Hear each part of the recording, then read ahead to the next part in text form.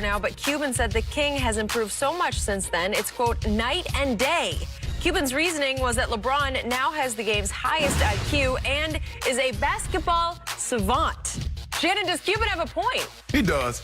And Skip, it's kind of like these quarterbacks. It's like there's not a defense you can throw at Brady or Breeze or Aaron Rodgers in which they haven't seen. Now, you might pressure him and make them make some mistakes, but as far as a defensive schematically, you can't throw anything at them like, oh, okay.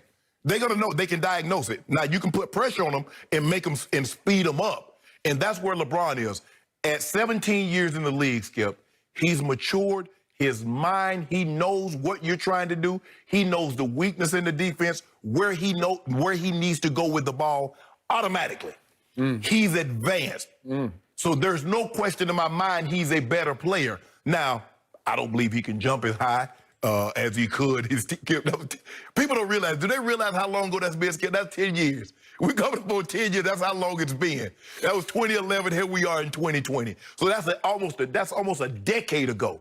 And so I agree with Mark Cuban that this LeBron James is much different than that LeBron James. And had this LeBron James had been playing then, they would have swept the Dallas Mavericks. But that's neither here nor there. The Mavericks won. They deserve to win. But LeBron James has advanced in his mind and his ability to play the game of basketball. And I say this is the biggest bunch of baloney I have ever heard spewed, even from Mark Cuban. And by the way, I have invited, even dared Mark Cuban to come sit right here, and I've not heard a peep from him, but he is still invited to come sit here any day, any night that he wants. We'll even put it on in prime time.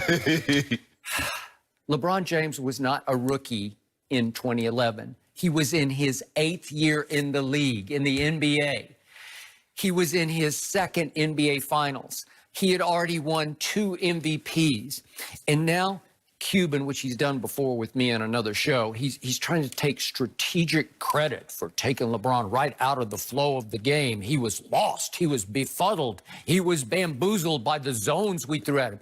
Are you kidding me? What was the quote from Cuban? We would run a zone against him, and he would hesitate and not know what to do. Right. Are you telling me LeBron James in AAU basketball and high school basketball had never seen a zone defense? Stop it. But here's the thing. In high school, LeBron James is so much more talented than those guys. That's a difference. But let me ask you a question.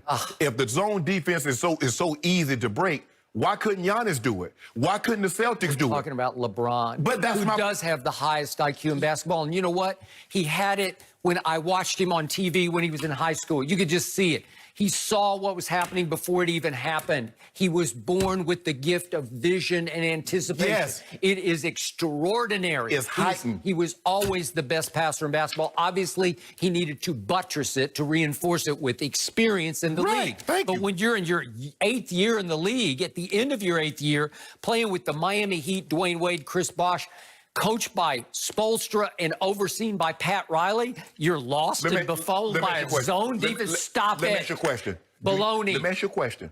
Do you believe Eric Spoelstra is a better coach now or was a better coach then? Why? Why? Well, that was the year LeBron went upstairs and told Pat Riley, it's time for you to take over.